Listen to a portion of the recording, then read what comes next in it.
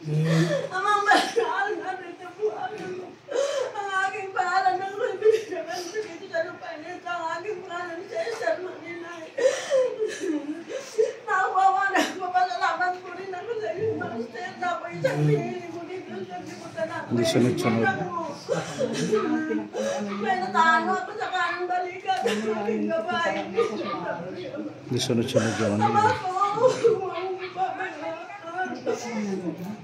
Master, sabi mo, kasi dami na ako itatawag na kahit ang mga ilang beses ako tumawag sa iyo, magpapalan ako sa iyo, hindi ako mababago. Kaya namin po ako, magkakakrebenyo po ako.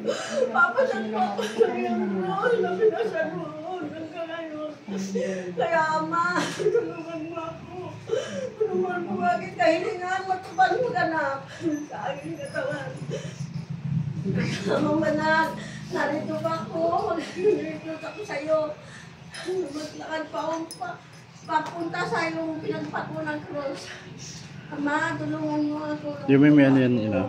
Parang ano lang siya. Ito nila, ano eh. Sino? Nila, Tess. Mga anak mo. Mga ano nito. Hindi mo na kayo namin.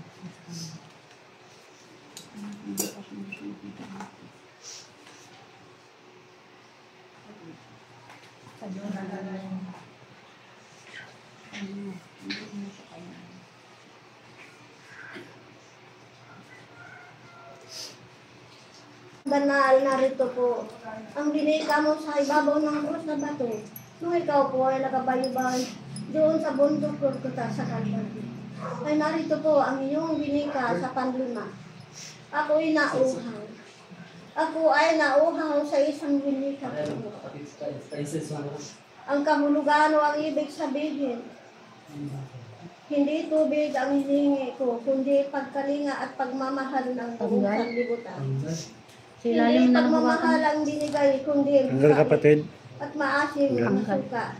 At nang pagkatapos na yun, ang mga taong tambalasan at makasalanan na ako'y humingi, inabot sa aking bibig, inilagay sa makulis at pinahid sa aking labi, hindi tamis ang aking natikman, kundi mait at hanghang at asim.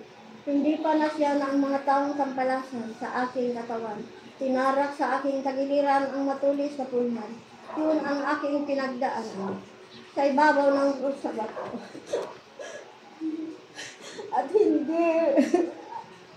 At ito tumulo ang aking dugo sa buong katawan.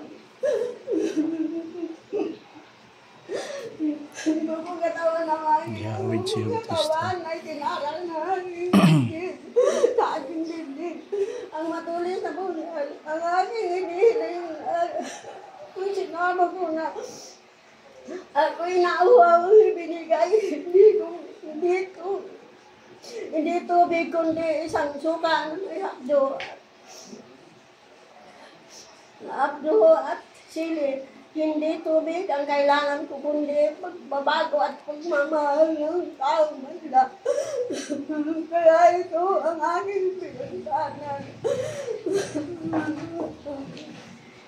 At dinadaanan ng mga taong kampalasan. Kaya kayo nakasaksi sa nakakitan. Huwag ninyong gawin ang ginawa sa akin. Ang hinihingi kong tubig ay ang pagkalinga at pagmamahal.